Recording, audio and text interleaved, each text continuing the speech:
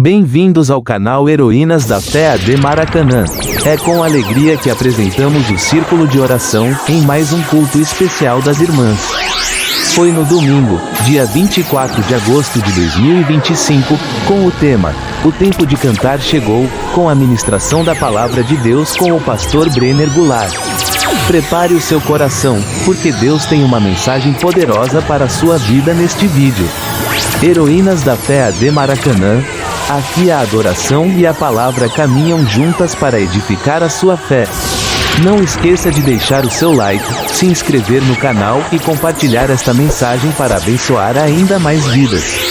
Heroínas da Fé AD Maracanã, levando a palavra de Deus até você.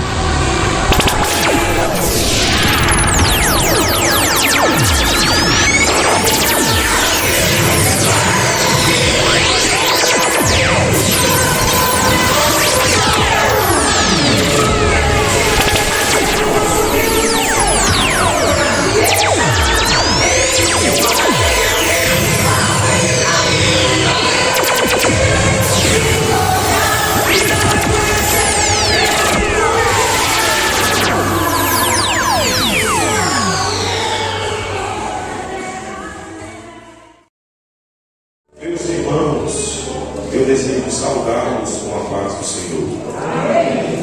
Eu estou muito feliz por estar aqui nessa noite, desta feita, tendo o privilégio de conhecer a Igreja de Jesus que aqui se reúne.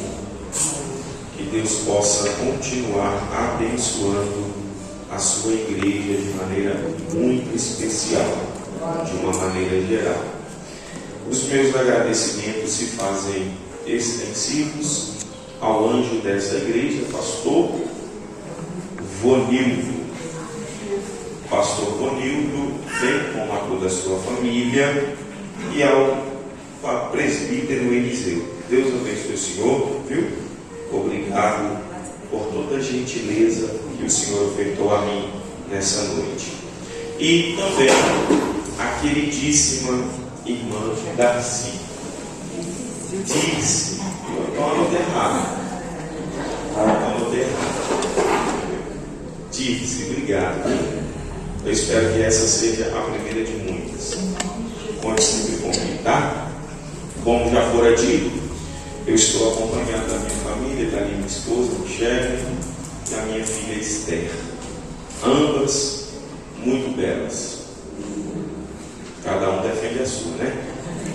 Mas eu vou ter que ser honesto. Dizem que a Esther é mais bonita. Pergunto porque parece comigo. Por que vocês estão rindo? Não estou entendendo.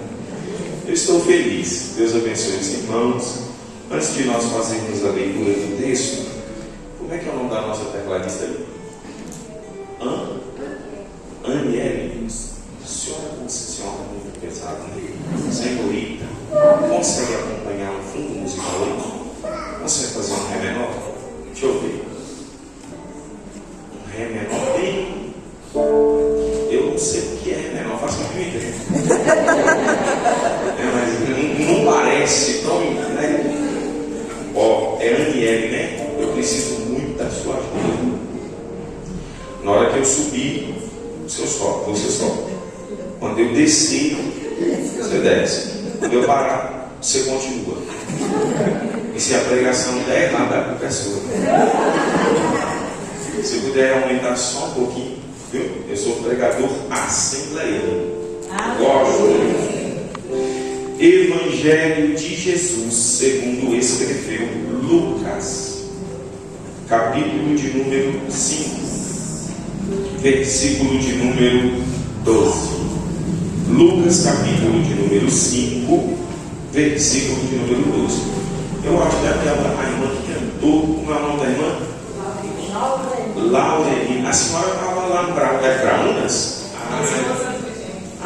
O Wellington. Leve meu abraço ao pastor Wellington, viu? Fala com ele que eu já estou com saudade do povo lá, viu? Pode demorar para chamar não, né? Lucas capítulo de número 5, versículo de número 12, prometo aos irmãos que buscarei ser sucinto na minha participação. Quantos encontraram? Amém. Está escrito: e aconteceu que quando estava numa daquelas cidades, eis que um homem cheio de lepra, vendo a Jesus, prostrou-se sobre o rosto e rogou-lhe, dizendo: Senhor, se quiseres, bem podes limpar-me. Amém? Preciso ler novamente? Não, então vamos ao que interessa, né? O Evangelho de Lucas carrega consigo algumas peculiaridades, como por exemplo, de todo o cânon bíblico, de toda a Bíblia, seja no Antigo Testamento, seja no Novo Testamento, Lucas é o único escritor gentil a escrever esse livro que nós chamamos de Bíblia Sagrada. Alguns estudiosos acreditam que Lucas era oriundo da Grécia Antiga, portanto, um grego de nascimento, não vindo da linhagem de Abraão.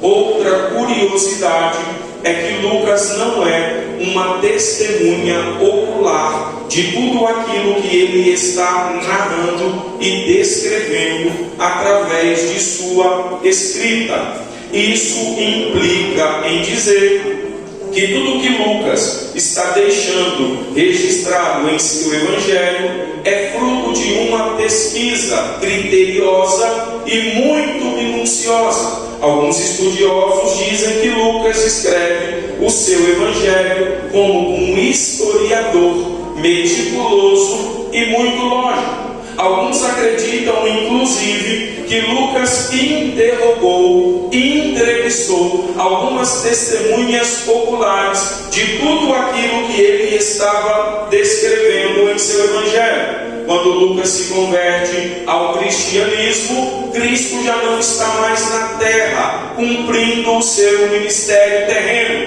Cristo já havia sido assunto aos céus. E dizem que Lucas se converte ao Evangelho por intermédio das pregações do apóstolo São Paulo. A Lucas é atribuída a autoria de 2 livros do Novo Testamento. O primeiro é o Evangelho, que leva consigo seu nome. O segundo é o livro de Atos dos Apóstolos. Um registra as ações poderosas de Jesus enquanto o mesmo cumpria o seu ministério terreno. O outro registra a ação poderosa do Espírito Santo após a sua descida sobre a igreja em Atos capítulo de número 2. Tudo aquilo que Lucas escreveu é de extrema relevância. O valor dos escritos lucanos são imensuráveis para a história da igreja. E eu gostaria nessa noite, de forma muito breve, construir aqui uma visão panorâmica dentro de uma síntese a partir do primeiro capítulo até desaguarmos no texto que ora lemos, de forma progressiva. Posso ouvir um amém? Amém. No capítulo de número 1 do Evangelho escrito por Lucas, nós temos o anúncio do nascimento do Messias. De quem, gente?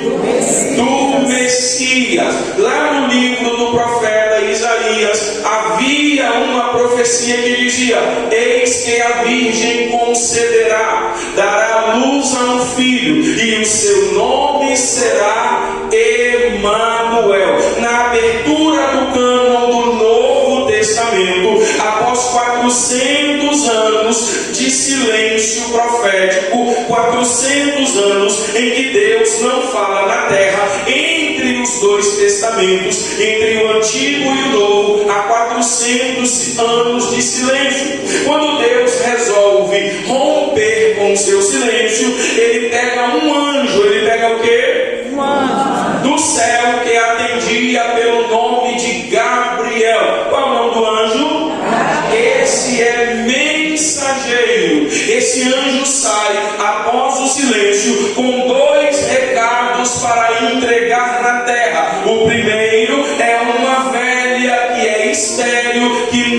pode conceber, esposa de um sacerdote chamado Zacarias. Deus está enviando o anjo para dizer a Isabel que o ventre que não gerava agora vai gerar, e do fruto do seu ventre nascerá um profeta. Logo em seguida, 6 meses após, o mesmo anjo visita uma jovem que, de acordo com a Bíblia, está desposada de um varão. O nome dessa menina é Maria. O anjo entra onde a Maria está, e ao entrar, ele a saúda dizendo: salve, agraciada, o Senhor é contigo. Mas observe aqui, quando o anjo entra e a saúda, diz-nos o texto bíblico que a Maria, diante da saudação do anjo, se espanta. E por que o espanto da Maria? Não era comum aquele tipo de saudação entre os judeus. A saudação comum entre os judeus era Shalom ou Shalom Adonai. O anjo entra onde Maria está, e qual é a saudação do anjo? Salve, agraciada. A Bíblia diz que a Maria se turba diante da saudação do anjo. Isso demonstra que a Maria não conhece aquele que com ela fala. Olha para cá. O anjo, percebendo o espanto da Maria, a fim de confortá-la, diz: Maria, não temas, porque o Senhor é contigo. Observe, a Maria não conhece aquele que com ela fala, mas aquele que com ela fala a conhece pelo nome. Era como se o anjo quisesse dizer a Maria: você pode não saber quem eu sou, mas de onde eu venho, o teu nome é conhecido. E uma outra coisa interessante: não é a Maria quem vai até o anjo, é o anjo quem vai até a Maria, nos fazendo entender que se Deus conhecia o endereço da Maria, Ele conhece também o meu, conhece também o seu, conhece o irmão que está do seu lado. Não há nenhum impeditivo para Deus abençoar a sua casa. Ele sabe aonde te achar. No capítulo de número 1, nós temos o anúncio do nascimento do Messias. No capítulo de número 2, o menino que foi anunciado no 1 vai nascer. Eu esperava pelo menos um glória. Você observou? Jesus está nascendo e ninguém está dando glória. Esse era o real estado da terra enquanto Jesus nascia na manjedoura. Silêncio. Em detrimento ao silêncio da terra, a Bíblia diz que os anjos de Deus, percorrendo a atmosfera da terra, tinham um cântico de adoração a Deus, dizendo: glória a Deus nas alturas, paz na terra aos homens de boa vontade. Jesus nascendo não é um acontecimento qualquer. O ano é 1965, salvo engano. Qual foi o ano em que o homem foi à lua? Quem sabe? 69. Ninguém, gente. Oh, meu Deus. Enfim, conta-se uma história de que quando o homem foi até a lua, o então presidente dos Estados Unidos da América se reuniu com uma comitiva na Casa Branca a fim de celebrar o momento que seria histórico. Quando o homem pisa em solo lunar diante de tamanho acontecimento, o presidente dos Estados Unidos olha para todos com um sorriso amarelo no rosto e declara: hoje é o dia mais importante da humanidade. Lembre-se que eu estou falando sobre o nascimento de Jesus. Do lado dele estava o grande evangelista de Deus, chamado Billy Graham. Estima-se que Billy Graham tenha ganhado mais de 3 milhões de almas para Cristo. Quando o presidente diz, esse é o dia mais importante da humanidade, Billy Graham pede a palavra e diz, senhor presidente, com todo respeito, mas o dia mais importante da humanidade não foi o dia que o homem subiu e pisou na lua. Foi o dia que Deus desceu e pisou na terra. Você sabia que se você conversar com um ateu honesto, intelectualmente falando, ele não tem problema com o Jesus histórico, porque consta nos anais da história, através de ciências, que Jesus pisou na terra. E é por isso que nós estamos aqui. É por isso que a nossa alma se alegra em uma noite como essa.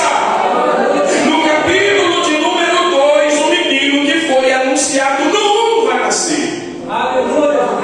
A sua primeira infância é oculta, está escondida no anonimato das Escrituras.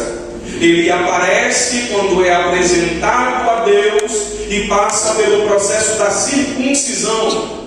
Depois de 8 dias de nascido, novamente some, aparecendo com a idade aproximada de 12 anos, enquanto segue até o templo para cumprir os ritos da lei judaica. Ali já há uma demonstração de grande poder e sabedoria por parte do menino.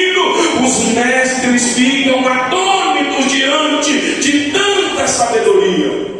No capítulo de número 3, ele tem a idade aproximada de 30 anos de idade. Quantos anos?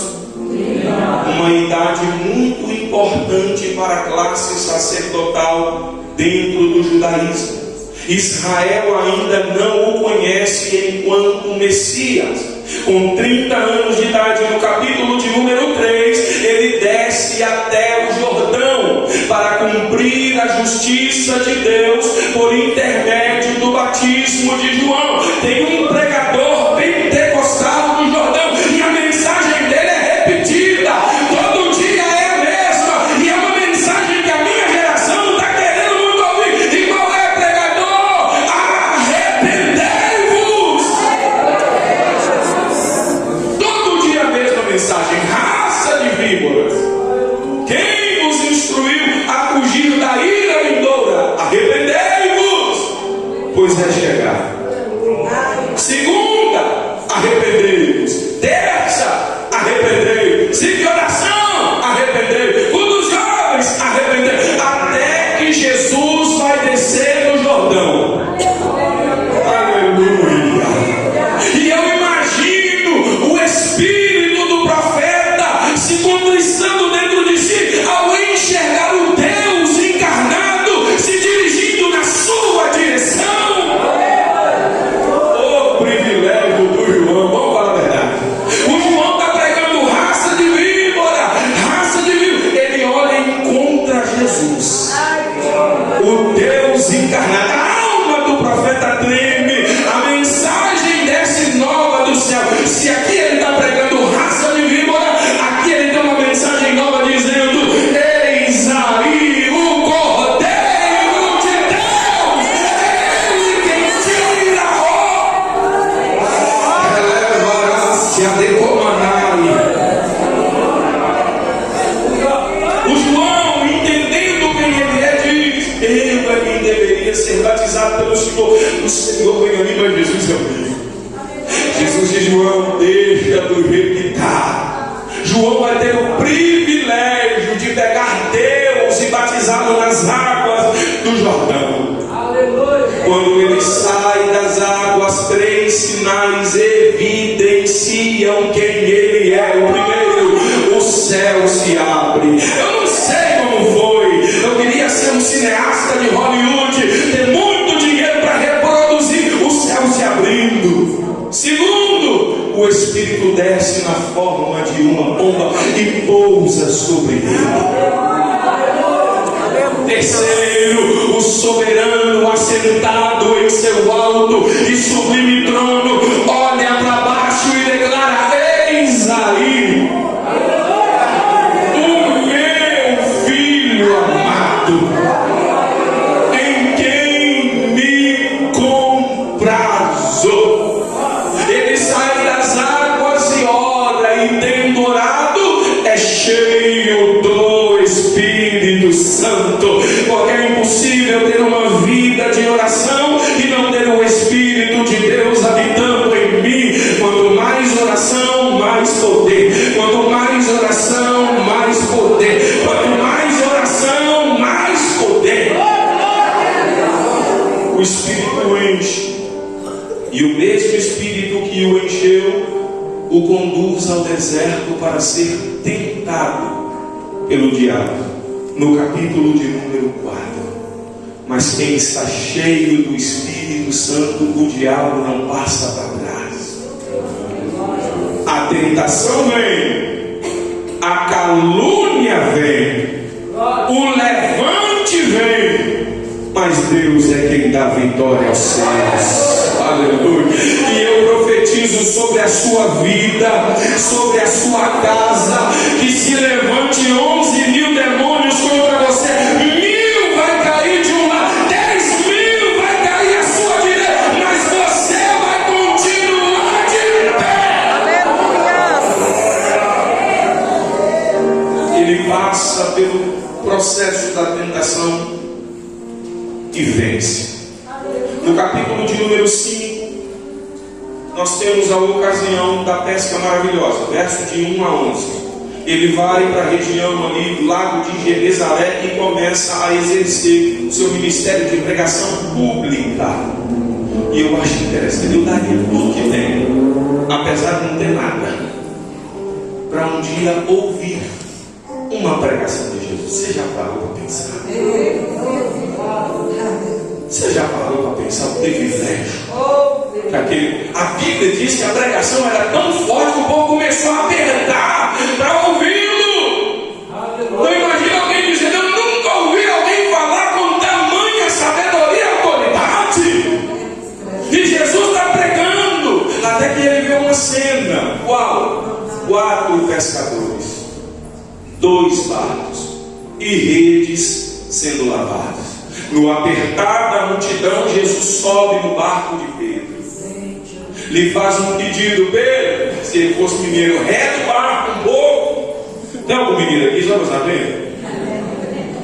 Reta um pouquinho, Pedro. Deixa eu usar o seu barco para pregar para essa multidão. E tome pregação. Ai, irmão, imagina a quantidade de cura. Ele termina de pregar, olha para Pedro e diz: Pedro, faze-te um amaral, lançai a vossa rede. O que o Pedro está fazendo com a rede? Lavando. E por quê? A madrugada inteira esteve lá, sem êxito. Pedro olha para Jesus e diz: Senhor, passamos a madrugada inteira lá e não pegamos, mas segundo a sua. Vamos pensar aqui da lógica. Quantos aqui acreditam que Jesus é Deus? Se Jesus é Deus, ele tem um atributo chamado presciência. O que é a presciência? Conhecimento antecipado de tudo. Você sabia que Jesus sabe o que será do seu amanhã? Ah, não, irmão. Eu esperava que tu desse glória a Deus. Fugiu do seu controle, do controle dele, ele não fugiu. É por isso que o seu desespero não desespera o céu. Glória a Deus. Eu não sei o que vai ser comigo daqui 5 minutos, mas sabe aonde eu descanso? Eu sei que aquele que me guarda está. Vamos imaginar? Você acha que Jesus não sabia de onde ele estava vindo? Claro que sabia. E sabe o que eu acho interessante? Ao invés de ele chegar antes das redes serem lavadas, ele não chega. Ele espera Pedro lavar para depois. Sabe o que ele está dizendo? Deixa eu ver se o Pedro vai parar depois de uma noite de frustração. Não é porque deu errado hoje que vai dar errado amanhã. Continua. Jesus. Trabalha. E novamente pro alto mar, lança uma rede. Tem algum pescador aqui, só para saber? Aleluia. Ó, tem um lá, senhora. Pescadora? De almas. Você é, mas não é nesse sentido que eu estou falando, não. O senhor é pescador? Os estudiosos, Já pesquei. tinha só. Bom, a modalidade dos discípulos era outra, né? Era alto mar, com rede. Mas vamos lá, o senhor vai me ajudar.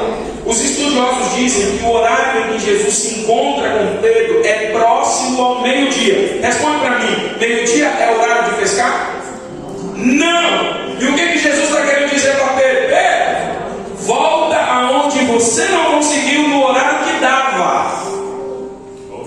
No horário que dava você não conseguiu. Agora volta comigo no horário que não dá e eu vou te mostrar. Porque você não pode.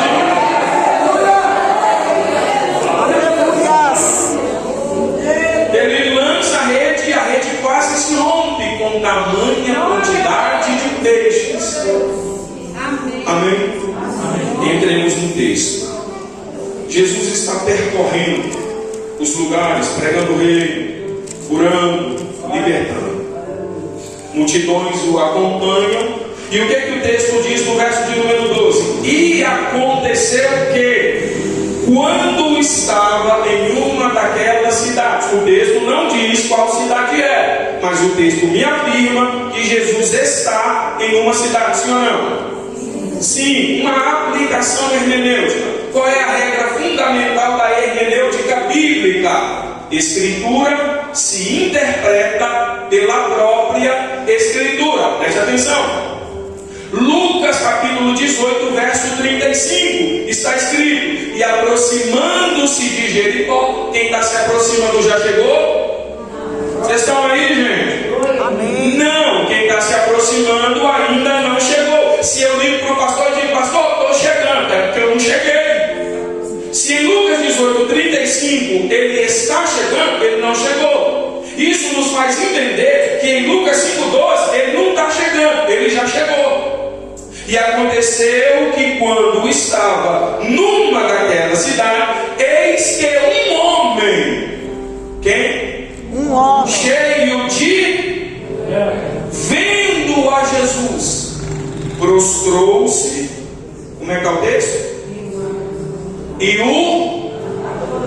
Eu preciso que você entenda que Jesus está dentro da cidade, pelo contexto do homem que está saindo para ter com Jesus. Jesus está onde? Dentro. Como é que funcionava a lei da impureza dentro das regras judaicas? Levíticos capítulo de número 13 e 14 é quando Deus, por intermédio de Moisés, vai regulamentar a impureza por lepra. E como é que era? Quando alguém se achava impuro por lepra, esse alguém deveria se dirigir a um sacerdote. O sacerdote faria um exame, constatada a lepra, o leproso ia na frente, o sacerdote ia atrás, gritando a plenos pulmões para todo mundo ouvir que ali lá vai o leproso. Leproso na frente, sacerdote atrás, e o sacerdote ia gritando: leproso, leproso, porque todo mundo deveria sair do caminho, porque quem encostasse em um impuro, de acordo com a lei, se tornaria também impuro. Em Números capítulo 12, quando Miriam e Arão levantaram contra Moisés, o Moisés não ouviu, mas o Deus de Moisés, esse ouviu. Deus se revela em uma coluna de nuvem, trata o assunto. Quando Deus sobe na coluna, Miriam está o quê? Leprosa. E o que Deus diz? Se o pai lhe cuspisse na face, porventura não seria ela impura? Pegue-a, coloque-a para fora do arraial, porque lugar de leproso não é dentro, é fora. Fica comigo. Lugar de leproso não é? É fora. Fora. Então esse homem que está saindo para se encontrar com Jesus, ele passou por tudo isso. Ele se achou leproso, se dirigiu ao sacerdote, o sacerdote o examinou, constatada a lepra, ele foi na frente, o sacerdote atrás, até que ele teve que sair da cidade, abandonar tudo que tinha, bens, família, tudo, que ele passaria a viver a sua vida em leprosários que estavam espalhados pela cidade. Só que depois da tentação, depois do quê? Da tentação. O texto bíblico diz ainda no capítulo 4 do Evangelho de Lucas, que depois que Jesus sai do deserto, a sua fama corria. E que fama é essa? É o que os nossos pais diziam de forma muito simples: onde Jesus está, alguma coisa. Por onde Jesus passava, o poder de Deus era manifesto. O cego via, o surdo ouvia, o coxo era restaurado, e o leproso de sua impureza era. A notícia correu, logo chegou ao leprosário. E qual é a notícia que chegou no leprosário? Tem um tal Jesus aí. Dizem que ele é o Messias, e dizem que por onde ele passa, um milagre acontece. Aleluias. Qual é a condição do homem? Leproso. Aonde ele tem que viver? Do lado de fora. Só que de posse da informação de que Jesus está, e aonde Jesus está o milagre é certo, ele tem que tomar uma decisão. Ou ele morre do lado de fora pela lepra, ou ele corre o risco de entrar na cidade e morrer nas pedras dos religiosos. Entre morrer do lado de fora e morrer do lado de dentro, o que você escolheria? Do lado de fora, quem morrer fica morto. Do lado de dentro tem alguém que diz: eu sou a ressurreição e a vida. Esse homem decide correr o risco para viver o milagre. Ele entra, e ao entrar ele se encontra com ninguém mais, ninguém menos que Jesus de Nazaré. Quando ele vê Jesus, qual é a ação dele? Se prostra em um ato de adoração. Olha aqui, prostrou-se sobre o rosto e rogou-lhe, dizendo: Senhor, se quiseres, bem podes. Ô gente, o homem já foi curado? Não, mas adorando ele já está. Ele é diferente da minha geração. A minha geração fica esperando o culto acontecer para adorar. A minha geração espera receber para adorar. Ele não, ele adora para receber. Ele ainda está leproso, mas já está prostrado. E olha a humildade dele. Ele olha para Jesus e diz: Senhor, se o Senhor quiser, bem podes me purificar. Olha o que Jesus diz, versículo 3: e estendendo a mão, o que Jesus está fazendo? Estendendo a mão, Tocou-lhe, dizendo: quero, seja limpo. E o que o texto diz? E logo a lepra desapareceu. Espera aí. O que Jesus está fazendo para o curar? Tocando nele. Só que o que a lei diz? Quem toca no impuro se torna. Só que quem está tocando? Quando Jesus toca, a impureza que estava no homem não passa para Jesus. O que estava no homem não passa para Jesus, mas o que está em Jesus.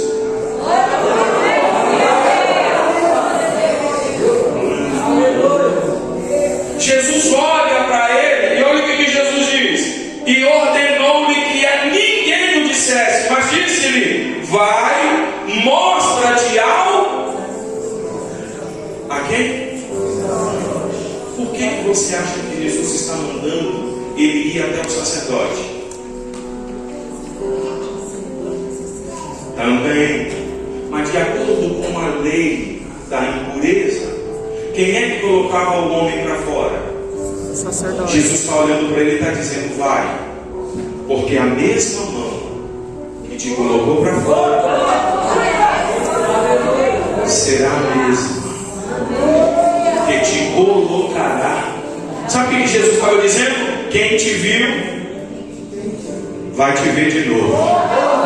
Te viram num momento não tão agradável, te viram no tempo da desonra, da humilhação, mas o tempo de cantar chegou. E quem te viu chorar vai ter que te ver sorrir. Quem te viu perder vai ter que te ver ganhar. Não importa o que você está passando, Jesus é poderoso. Agora entenda algo. Na parcimônia da nossa quietude, nada acontece. Se aquele leproso não sai da sua zona de conforto e vai em busca da sua melhoria, ele continuava leproso e do lado de fora. A pergunta de Deus para nós nessa noite é: o que te motivou a estar aqui? E sabe qual é o melhor dia para nós adorarmos?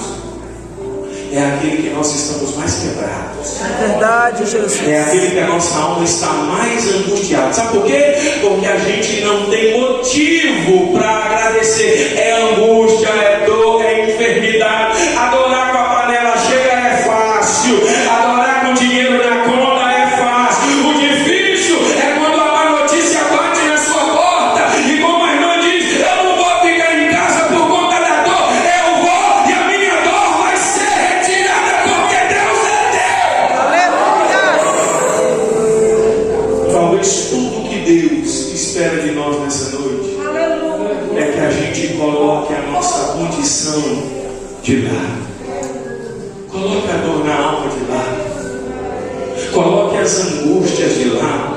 Coloque as enfermidades de lado. E diga para Ele: Senhor, eu não quero saber da minha condição. Eu vou me prostrar diante de Ti. Eu vou adorar ao Teu nome. E tem mais: se o Senhor entender que ainda não é o tempo, amanhã eu estou aqui de novo. Terça-feira eu estou aqui de novo. Na oração matutina eu estou aqui de novo. Eu vou bater na porta até a porta se abrir. Você acha que Deus não sabe como está a sua alma? Preste atenção. Quando aquele homem saiu, certamente ele deixou coisas para trás. Se ele fosse casado, ele deixou esposa. Se ele tivesse filhos, ele deixou os filhos. Ele deixou mãe, ele deixou pai. Mas ele tomou a melhor decisão de toda a sua vida: vou atrás de Jesus. Eu posso te falar um negócio sério. Você está no melhor lugar do mundo. Aleluias. Você só precisa saber usar as ferramentas que Deus te deu. Aleluia. Quem aqui acha que tem a voz feia? Você sabia que eu queria ser cantor? Era o meu sonho. Mas Deus falou assim: não vou realizar não. Vai malemar pregar. Mas meu sonho era ser cantor. Mas você acha que a minha voz feia vai me impedir de adorar a Deus? É verdade. Você acha que Deus me deu a oportunidade de orar em língua que o diabo não entende? E eu vou entrar num lugar como esse e vou ficar com a boca cerrada? Não, meu irmão. Eu vou entrar aqui, eu vou adorar da maneira que eu puder. Aleluias. Talvez o seu milagre está na oração que você não está entregando. Eu queria que vocês colocassem de pé. Como é que é o nome da cidade? Você. Consegue cantar um louvor para nós? Vem cá. Você vai ficar sobre os seus pés. E com a permissão do pastor, eu queria que você desse a mão para alguém que está do seu lado.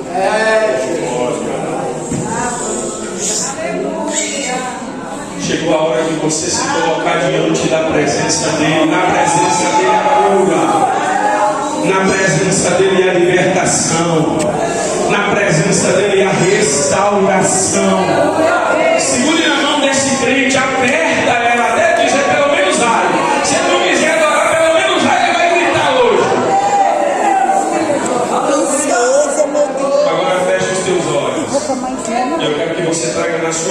aquilo que tem tirado o seu sono. Eu quero que você demonstre agora para o inferno inteiro ouvir que ambos diabos você está adorando.